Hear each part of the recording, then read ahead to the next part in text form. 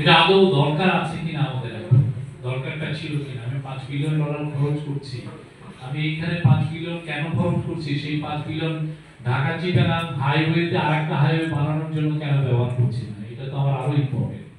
এই যে কোশ্চেন করার এই জার্নালিজমটা মিসিং ছিল, এবং সবাই একটা ভয়াবহ রকমের প্রেসারে ছিলেন একটা বয়ান তৈরি। আপনি কেন বয়ান তৈরি করছেন? আপনি আপনার বসকে, ঢাকায় যিনি আপনার বস, তাকে আপনার খুশি করা।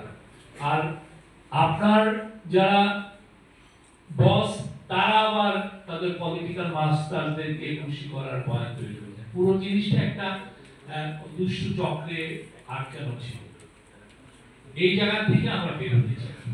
আমরা চাই সবাই যে যেখানে, আপনি একটা জার্নালিজম করলেন, একটা নিউজ স্টোরি করলেন, যেটা যাতে আপনি অ্যাকুরেটলি মানুষের সাথে তুলে ধরতে পারেন, যাতে ওই বিষয়টা নিয়ে কোনো ফেক নিউজকে তৈরি না করতে পারে।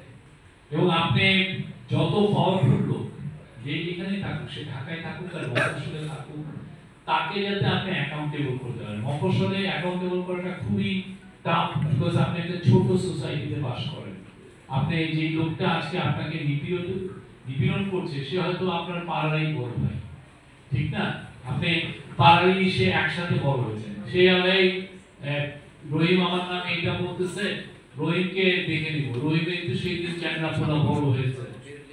ফলে মফস্বলে এই ধরনের জার্নালিজম করাটা খুব টাফ।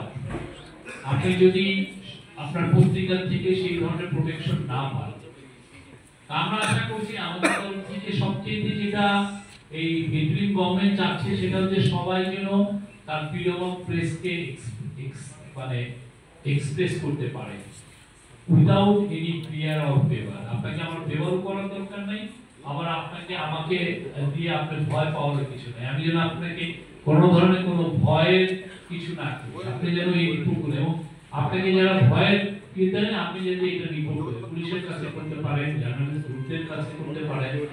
বাংলাদেশের সেই এনভায়রনমেন্টটা আমরা তৈরি করতে চাচ্ছি, সেটার জন্য আমরা কাজ করছি, যাতে পলিটিক্যাল গভর্নমেন্ট গুলো আসলে আপনি যাতে এই ধারাটা অব্যাহত রাখেন। আমাদের অনেকের মধ্যে ভয় যে পলিটিক্যাল গভর্নমেন্ট আসলে আমাদের কি সেই ফ্রিডমটা থাকবে কিনা। আমরা নিশ্চিত, আপনারা যদি এই আগামী একটা বছর বা যতদিন ইলেকশন না হচ্ছে ততক্ষণ পর্যন্ত আপনারা যদি আপনাদের ফ্রিডম অফ প্রেসটাকে যদি আপনারা পুরোপুরি ইউজ করতে পারেন, তাহলে আপনি দেখবেন যে এটা আপনার ইনস্টিটিউশনাল হয়ে গেছে, এটা একটা আপনার হ্যাবিটে পরিণত হবে।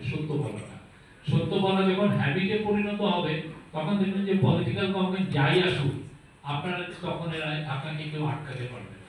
এবং পাড়ার যে সিনিয়র ভাই, সেও জানে যে সে বালুমহল হয়তো দখল করেছে, কিন্তু সে ভয় পাবে যে না, ছোট ভাইটা হয়তো আমার নামে একটা রিপোর্ট করে ফেলবে। সবাই মিলে যদি আমরা ভালো রিপোর্ট করি, দেখবেন যে বাংলাদেশে একটা অ্যাকাউন্টেবিলিটির জায়গা তৈরি হচ্ছে। খুব দরকার অ্যাকাউন্টেবিলিটি, শুধুমাত্র যে ঢাকার একজনের অ্যাকাউন্টেবিলিটি তা না, গ্রামে যে লোকটা মানুষকে নিষ্পেষিত করছে তার জন্য তাকেও আপনাকে কোশ্চেনের সম্মুখীন করাটাও একটা বড় দায়িত্ব। এই জায়গাটা আমরা ইনক্রিজিংলি মনে করি যে এটা বাংলাদেশের কিছু কিছু ছোট শহর বিদেশের একটা ক্যাপিটালের চেয়ে বেশি লোক থাকে। ছোট শহরের একটা জার্নালিজমের অনেক দাম, অনেক বড়। আপনার মধ্যে খুলনায় কত লোক থাকে? 5 লক্ষ। অনেক দেশ আছে তার পুরোটা দেশেই হতো 5 লক্ষ লোক।